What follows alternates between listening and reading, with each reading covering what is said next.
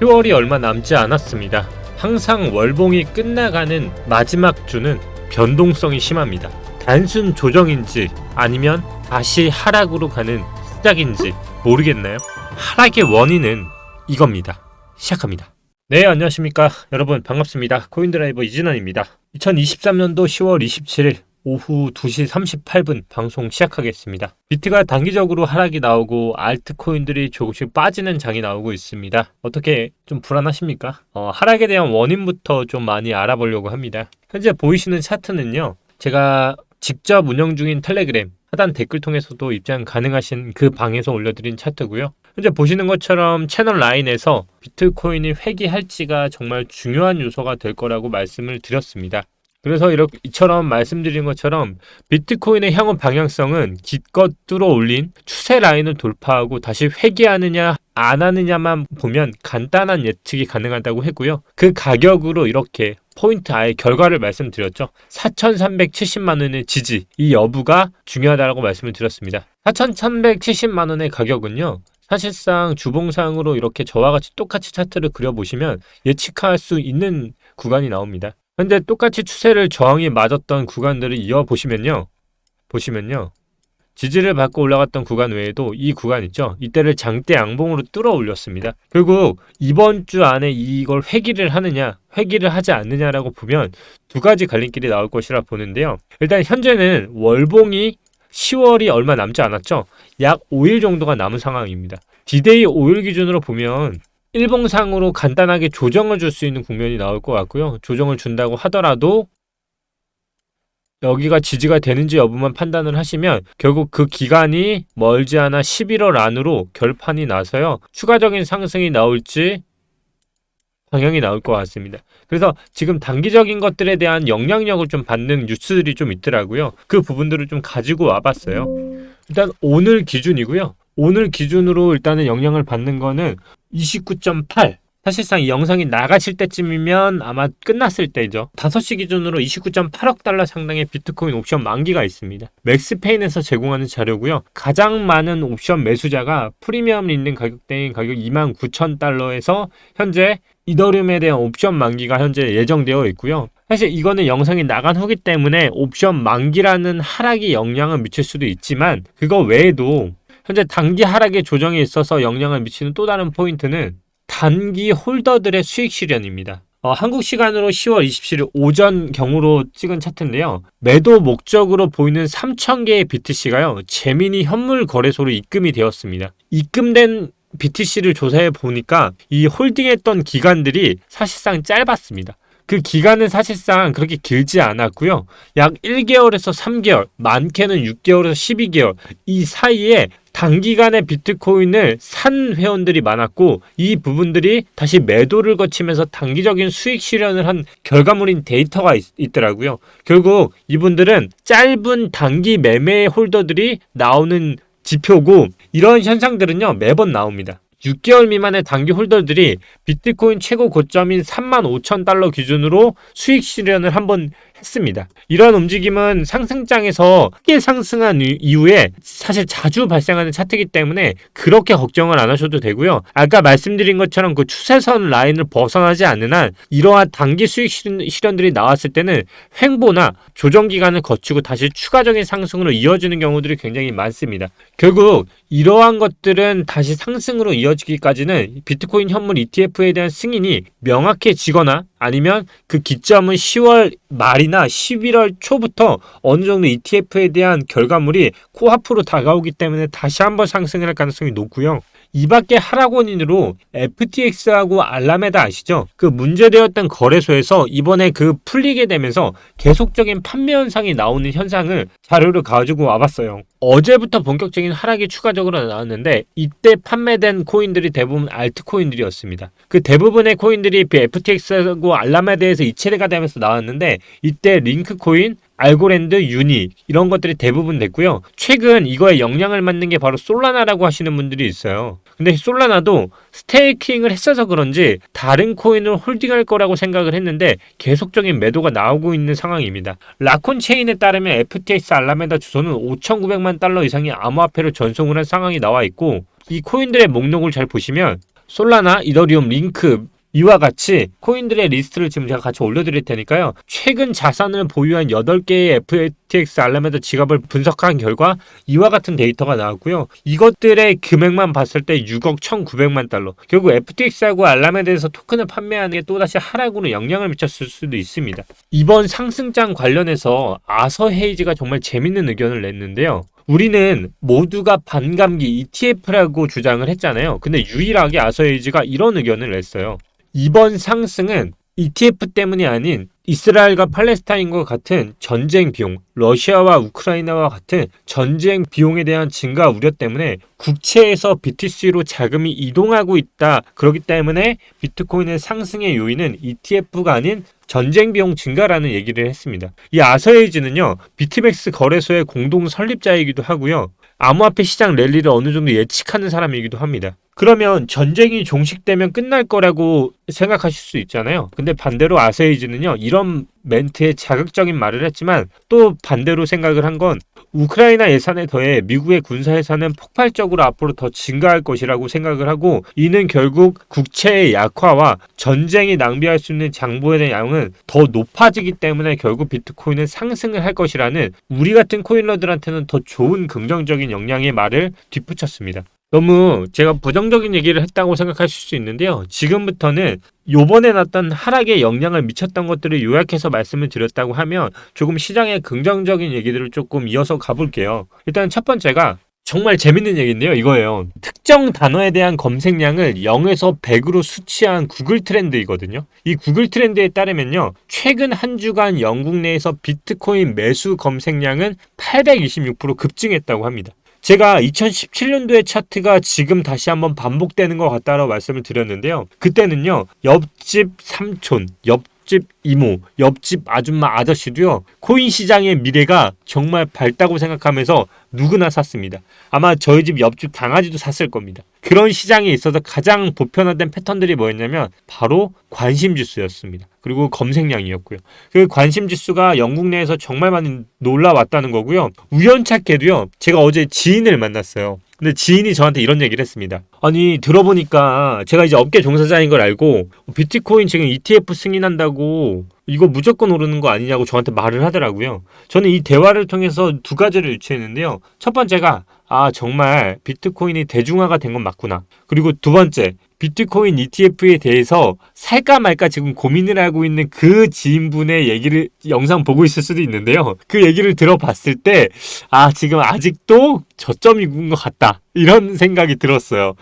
살까 말까 고민하는 때는요, 더 오르기 시작하는 게 비트코인이지 않을까 싶습니다. 그리고 더 오르고 지금 들어가도 되나? 이럴 때 이제 1,000만 원이었던 게 4,000만 원이 되죠. 그때는 이제 더 고민합니다. 뭐 그런 순간에 해프닝이 좀 있었고요. 결국 지금 들어가도 되냐고 묻는 그 순간이 아직까지도 저는 고점은 아니라고 좀 판단이 되는, 보통 그런 말 하죠. 이제 인간지표라고. 인간지표지 않을까라는 생각이, 영상 빌미 삼아 죄송하다는 말씀 드리고요. 아무튼 그런 게 좀 있었고요.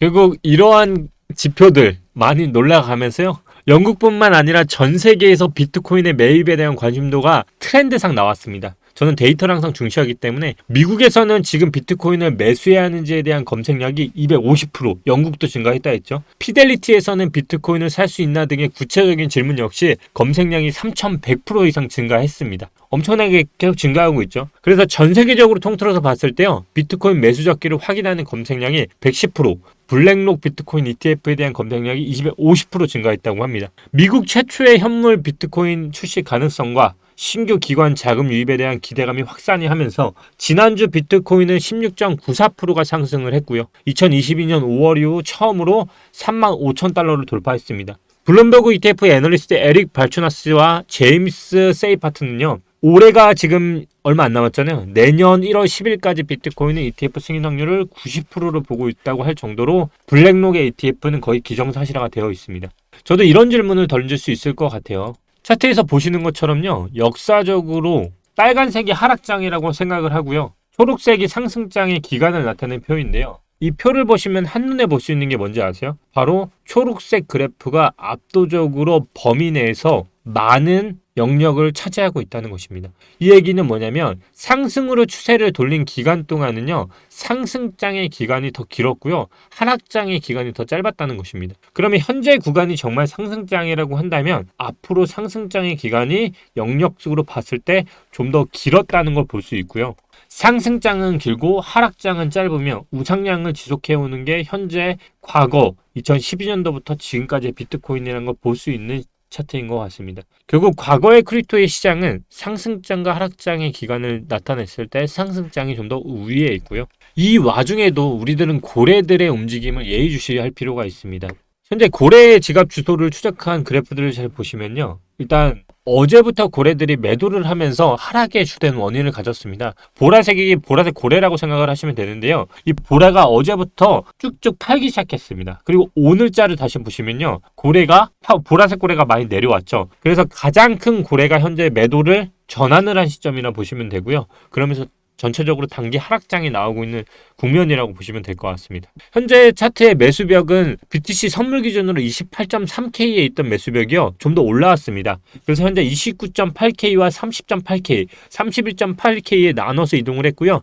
.K가 뭔지 모르시는 분은 29,008, 38,000, 31.8 이렇게 생각하시면 되고요. 현재 그러면 비트코인은 어디 있냐 물어보시면, 현재 보시는 것처럼 비트코인은 34,118에 있습니다. 34,118 여기 보이시죠? 그리고 여기 밑에는 제가 아까 말씀드렸던 범위를 넘지 않는 선, 이 가격을 보시면 32,000. 그래서 아래는 전부 고래들이 매수를 하려고 매수벽을 크게 깔아놓은 벽이기 때문에 이 아래까지 지금 오는 거에 대해서는 사실상 저는 크게 쉽지 않을 것 같다라는 생각이 들고요. 만약 조정을 하더라도 이 범위 안에서 조정을 줄 것 같다라고 정도로 판단할 수 있을 것 같습니다. 그리고 위로는 40K의 벽이 생겼다고 했으니까 결국은 위로는 열려 있고요. 위로는 여기까지 열려 있고요. 아래로는 짧게 열려 있어서 매도가 다시 40K 위로 올라가 있어서 위로는 손익비가 크고요. 아래로는 촘촘하게 깔려 있다라고 볼 수 있을 것 같습니다. 이때 이제 고래들의 움직임을 조금 보자면 이런 시국의 고래들은 어떻게 하고 있을까요? 당연히 단기적인 수익 실현을 내시는 분들도 있겠지만 우리는 가장 주목해야 할 포인트가 있습니다. 바로 시장의 움직이는 원리인데요. 시장이요, 보통 움직이기 위해서는요, 단타를 하시는 분들이 많아서는 안 되고요, 장기적으로 보시는 분들이 많을수록 시총이 높아지고 계속적으로 올라갑니다. 일단은 특정 고래 주소를 잘 보시면 이더리움에 대한 추격 매수를 하는 고래가 있습니다. 결국 저는 이더리움은 아직까지도 저점에서 대기 중이라고 생각을 하고요. 좀 있으면 차트에 대해서도 말씀드리겠지만 아직까지도 저점은 올라가고 있는데 고점은 안 올라가고 있다고 판단을 하고 있습니다. 우리는 근데 이걸로 추측할 수 있는 사람이 있어야 합니다. 바로 누굴까요? 바로 마이크로스트래트 레티지입니다. 이 사람은요, 사실 얼마 전까지만 해도요, 제가 봤을 때는 거의 이 정도 멘탈이라고 하면 무슨 일을 하더라도 잘 될 것 같아요. 이 사람은 다들 아시죠? 저는 이 사람을 이름으로 불러주고 싶은 게 아니고요, 이 사람은 존버 왕이라고 생각하고 싶습니다. 과연 하루, 아니 한 달마다 몇 천억씩 손해나는 거를 버틸 수 있는 사람이 몇 사람이 될까요? 저는 사실 정말 없다라고 생각을 합니다. 근데 이분이 해냈습니다. 정말 2022년, 2023년도 이 사람이 BTC를 계속 추가 매수를 했던 때인데요. 잘 아시다시피 이 사람은 몇백억씩 손해를 보면서도 계속 샀습니다. 청산당한다는 사람도 많았고요. 고점이든 저점이든 계속 샀습니다. 근데 뉴스가 나오더라고요. 이제는 1조를 그렇게 존버하더니 벌게 됩니다. 대단하지 않습니까? 이렇게 매일 사고 매일 떨어진다고 주위에서 말을 해도요, 존버 하더니 결국은 일을 냅니다. 와, 저는 정말 이 사람의 멘탈은 비트코인을 매수하지 않더라도 저는 뭐든 할 거라고 생각을 합니다. 대단하잖아요, 사실. 그런데 우리는 여기서 추측을 해볼 수 있겠죠. 과연 이 사람이요, 고작 몇 개월 오른 것 때문에 몇 년을 존버했을까요? 저는 솔직히 아니라고 봅니다. 결국 저는 이거 조금 먹자고 존버했을 거라 생각하지 않고요, 이 긴 하락 중에서 정말 수많은 욕을 먹으면서도 버틴 이 이유는 따로 있다라고 생각을 합니다. 그래서 저는 전체 몇 년의 흐름상 우리는 하락을 가고 있다는 것은 제일 긴 장기적인 관점인 건 이해하시잖아요. 근데 단기적으로는 저는 어디까지 보고 있는지 42K까지는 보고 있다는 말을 계속 한 것처럼 아직까지 35K의 고래, 단기 수익 실현을 한 고래와 정말 큰 고래들의 수익 실현은 아직 나오지 않았고 아직 그 길목으로 가는 1대1 패턴 안에 발목에 서 있다고 생각을 합니다. 차트적인 부분으로 조금 더 넘어가서 추가적인 설명을 하자면, 알트들 중에 정말 조정을 많이 받는 애들도 있는데요. 제가 늘 말씀드리는 거 뭐였죠? 폴리메쉬를 힌트로 좀 말씀을 드리자면, 폴리메쉬 이번 달에 이렇게 장대 양봉이 나서 끝나는 봉이 나오면 11월에 어떤 봉이 나올 수 있다라고 했죠. 바로 상패봉. 근데 그 상패봉을 띄우기 전에 보통 뭘 확인해야죠? 첫째, 다른 거래소에 선물이 상장하는 공지가 나오면 튀어야 합니다. 보통 이러고서 떡락을 했습니다. 그리고 또 하나, 이게 나오지 않는다. 그러면 11월에 장대 양봉으로 띄우고 상패 코스로 갈 수 있다. 그 봉은 위로 한번 띄우고 나중에 시간이 지나서 긴 아래 꼬리로 잘라서 음봉으로 찌고요. 그 다음 영원히 돌이킬 수 없는 상패 코스를 가는 게 현재 제도권화에 들어가는 초기의 시장인 것 같습니다. 오늘 이런 뉴스가 하나 나왔었죠. 금융위원장이 직접 말을 했는데요. 법인과 기관의 코인 투자 혼용. 제가 이걸 언제나 말했죠. 믿지 않았습니다. 저는 이거 100% 된다고. 법인과 기관, 주식으로 따지면 국민연금이 들어온 순간부터 날라갔습니다. 저는 이거 풀리면요. 지금 업비트는 1인 1계정만 사용 가능하고요. 개인만 사용 가능합니다. 또한 법인이 되는 것도 특수한 경우인데요. 정말 기관들이 들어오는 그 시장이 정말 큰 호재입니다. ETF가 제가 왜 호재라고 했죠? ETF는 거래소를 거치지 않고도 코인을 살 수 있고 나스닥에 상장이 되기 때문에 그러기 때문에 호재라는 겁니다. 근데 지금 우리가 코인을 사기 위해서는 어떻죠? 업비트라는 특정 거래소에 가입을 하고 거기서 돈을 보내고 거기서 한도가 있는 상황에서 들어온 다음에 코인 투자를 해야 합니다. 출금을 하는 것도 마찬가지고 반대로 생각을 해볼게요. 내가 100억을 굴리는 사람입니다. 하루에 2억씩 뽑아내서 100억 뽑으려면 며칠 걸릴까요? 몇 달 걸립니다. 미쳤다고 들어옵니까 이게? 안 들어오죠 당연히. 이런 것들이 들어오려고 하면요. 제도권하에 투자자들을 보호하고 있는 것들이 우선적으로 들어오고 그 다음 법인 기관 차곡차곡 들어오면 코인 투자는요. 앞으로 우리가 경제적인 자유를 이끌어가는 데 있어서 반드시 할 수밖에 없는 게 지금 제도권하에 들어오고 있는 겁니다. 다시 차트 이어가서 말하자면 오늘 너무 흥분한 것 같은데요. 일단 폴리메스는 그런 식으로 차트가 조금 만들어질 가능성이 있다라고 보시면 될 것 같고 다른 코인들도 마찬가지입니다. 파워레츠도 지금 장대 양봉 후에 종가가 마감되지 않은 상황이다 보니까 매도하는 국선을 모르는 거고요. 멤버십에서 제가 파워레츠 어떻게 잡아드렸는지 진짜 보셨을 거라 생각을 해요. 제가 매수를 정말 기가 막히게 잡았고요. 매도도 기가 막히게 잡았습니다. 결국 그리고서 날아갔습니다. 다른 코인들 다 마찬가지입니다. 저는 지금 알트코인들의 선순환이 되기 위해서 말씀을 드렸던 것들 양봉 위주로만 사도 여러분들의 시드를 지킬 수 있고 이제부터 양봉으로 마감하는 애들은 11월에 기회가 될 수 있다라고 말씀을 드리고 있습니다. 차트가 온 10월에 딱 봐야 할 거는 이 선을 조정을 어디까지 주는지만 보시면 아마 추가적인 거에 대해서는 어렵지 않게 잡아내실 수 있고요. 저는 아직까지도 1대1에 대해서 긍정적으로 보고 있습니다. 그 패턴은 아직까지도 많이 남아있다고 보고 있고요. 최소한 42K까지는 무난하게 갈 것 같다는 게 제 단기적인 흐름입니다. 오늘은 그래도 영상에서 하락이 왜 나왔는지 그리고 상승의 요인들과 현재 전문가분들이 어떤 식으로 보고 있는지 그리고 마이크로 스트래티지가 솔직히 이거 먹지 하고 존버 했겠냐 라는 질문 그리고 시장의 관심도가 정말 많이 높아지고 있다라는 것을 말씀을 드렸고요. 마지막으로 우리가 늘 말하는 글로벌 시총 10위라는 게 있습니다. 거기에 이제요 정말 본격적으로 비트코인이 들어왔습니다. 알다시피 1위는 금입니다. 시총. 그리고 2위는 애플이고요. 3위는 마이크로소프트 그리고 사우디의 아르코 잘 아시다시피 석유고요. 그리고 알파벳 구글, 아마존, 그리고 그리고 엔비디아, 메타 뭐 다양하게 많죠. 그 중에서도 당당스럽게 비트코인이 이렇게 올라갔다는 것을 봐도요. 정말 이제 대중 안으로 비트코인은 모두가 알 정도로 높이 올라왔다는 거라 생각을 합니다. 비트코인이 과연 금을 제낄지는 잘 모르지만 우리는 정말 역사의 한순간에 있을지도 모릅니다. 그 길이 정말 험난하고 정말 많은 시간이 필요할 겁니다. 제가 늘 말씀드리는 월봉의 시간, 가격이 아닌 시간으로 보고 산 사람이라면 사실 지금 이 구간들은요. 흔들리는 기간이 아닌 누군가에게 기회의 구간일 수 있습니다. 여러분 늘 함께 하겠다는 말 잊지 않겠습니다. 오늘 영상 도움 되셨다면 구독, 좋아요, 알림 설정 부탁드리고요. 제가 직접 운영하는 텔레그램 들어오시면 더 많은 정보 볼 수 있고요. 그것도 아니면 하루 2,000원 100배 이상의 가치를 만들고 싶어하는 멤버십 궁금하시면 가입하시면 전용 텔방까지 입장하실 수 있으니까요. 여러분들이 경제적 자유를 이루는 그날까지 함께 하겠습니다. 감사합니다. 오늘도 이진환이었습니다. 주말 즐겁게 보내세요.